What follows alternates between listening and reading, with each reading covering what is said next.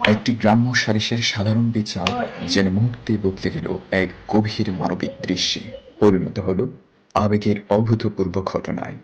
সম্প্রতি সামাজিক যোগাযোগ মাধ্যমে ছড়িয়ে পড়া একটি ভিডিওতে দেখা যায়, মায়ের গায়ে হাত তোলার অভিযোগে এক সন্তানকে গ্রাম্য সালিশে হাজির করা হয়।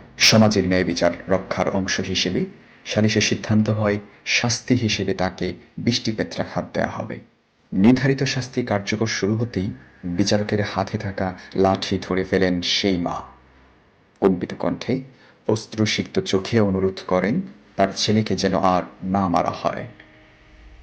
ছেলেকে জড়িয়ে ধরে মায়ের আহাজারিতে ঘটনাস্থলের পরিবেশ ভারী হয়ে ওঠে। মুহূর্তেই পুরো সালিশ স্থল স্তব্ধ হয়ে যায়। চারপাশে নেমে আসে এক গভীর নীরবতা। উপস্থিত সবাই যেন থমকে যান এক মায়ের অসীম ভালোবাসার সামনে। শাস্তির কঠোর নিয়ম আর মাতৃত্বের অটুট ভালোবাসা, এই দুইয়ের মাঝে দাঁড়িয়ে পরিস্থিতি রূপ নেয় এক আবেগঘন দৃশ্যে। শেষ পর্যন্ত সালিশের পরিবেশও বদলে যায়, যেখানে শাস্তির চেয়ে মানবিক অনুভূতি বড় হয়ে ওঠে। এই ঘটনা গ্রামে যেমন আলোচনার জন্ম দিয়েছে, তেমনি রেখে গেছে মাতৃত্বের মমতার উজ্জ্বল দৃষ্টান্ত।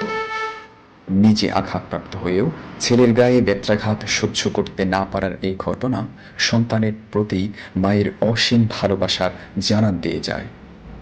মাতৃত্বের মমতা যে নিখাত ও স্বার্থহীন, তা যেন আবারও নতুন করে উপলব্ধি করলেন উপস্থিত ঘটনাস্থলে থাকা সাধারণ মানুষ।